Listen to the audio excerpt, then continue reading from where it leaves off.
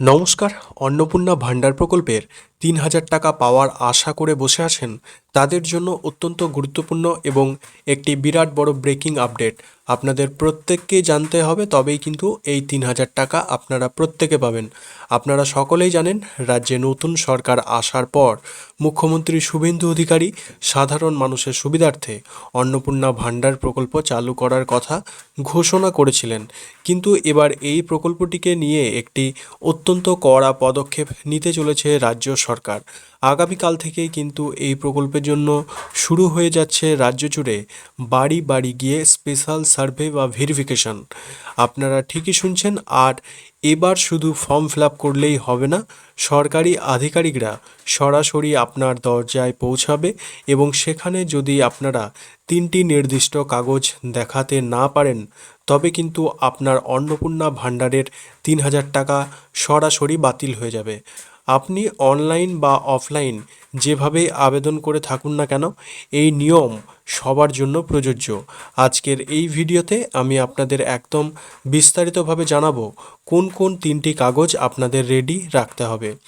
ভেরিফিকেশনে আধিকারিকরা এসে আপনাকে কি কি প্রশ্ন করতে পারে এবং কোন ভুলগুলি করলে আপনার নাম তালিকা থেকে বাদ চলে যাবে, তা এই ভিডিওটিতে জানিয়ে দেবো। ভিডিওটি বিন্দুমাত্র স্কিপ না করে প্রথম থেকে শেষ পর্যন্ত খুব মনোযোগ দিয়ে দেখুন। আর আপনি যদি আমাদের চ্যানেলে নতুন হয়ে থাকেন, তবে এক্ষুনি নিচে থাকা সাবস্ক্রাইব বাটনটি ক্লিক করে অল করে রাখুন, যাতে এই ধরনের গুরুত্বপূর্ণ আপডেট মিস না হয়।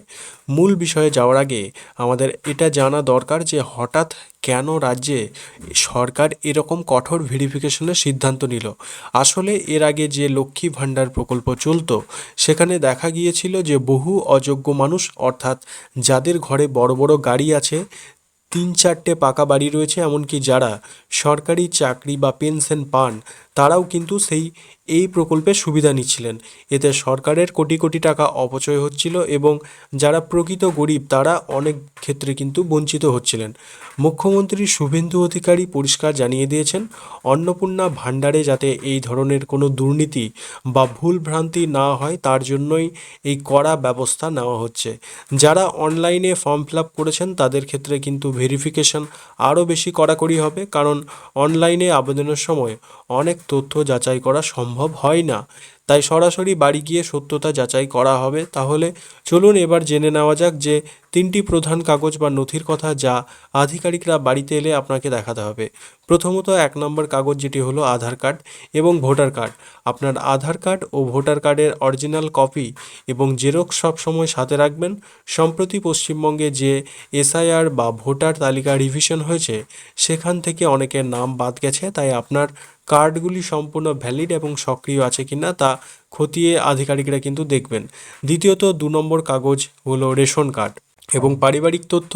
আপনার ডিজিটাল রেশন কার্ডটি অত্যন্ত গুরুত্বপূর্ণ। আপনি ফর্মে পরিবারে কতজন সদস্যের নাম দিয়েছেন, 5 জন, 7 জন নাকি 9 জন, সেটার সাথে আপনার রেশন কার্ডের মিল আছে কিনা তা কিন্তু যাচাই করা হবে।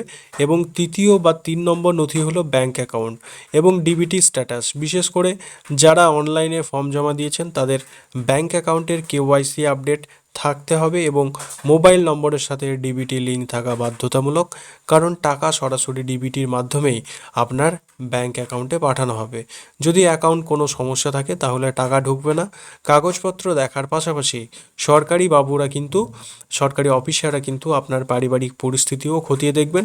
কোন কোন বিষয়গুলি তারা নজরে রাখবেন ভালো করে শুনে নিন।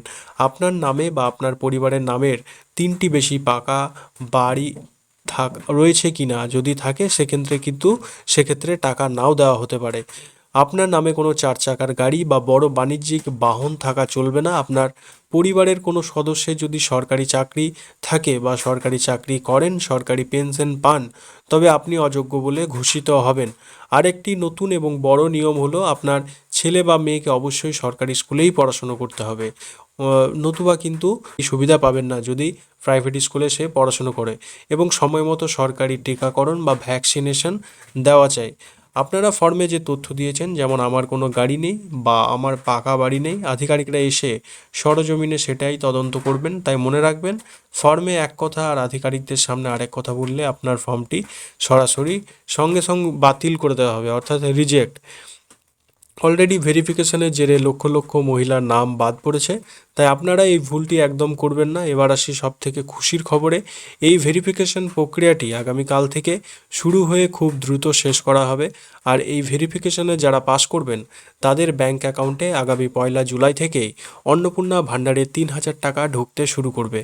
রাজ্য সরকার চাইছে যারা প্রকৃত পাওয়ার যোগ্য তাদের কাছে যেন সরাসরি টাকা পৌঁছে যায়।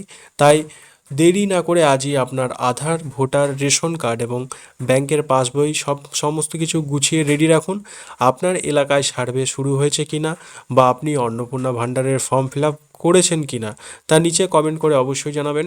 ভিডিওটি ভালো লাগলে এবং ইনফরমেটিভ মনে হলে অবশ্যই একটি লাইক করবেন এবং আপনার চেনা পরিচিত বন্ধুবান্ধব বা পরিবারের মা বোনেদের সাথে প্রচুর পরিমাণে শেয়ার করে দিন, যাতে তারাও এই বিষয়ে সতর্ক হতে পারেন। আজকের মতো এখানেই শেষ করছি। দেখা হবে পরের কোনো গুরুত্বপূর্ণ ভিডিওতে। সবাই ভালো থাকবেন, সুস্থ থাকবেন। ধন্যবাদ।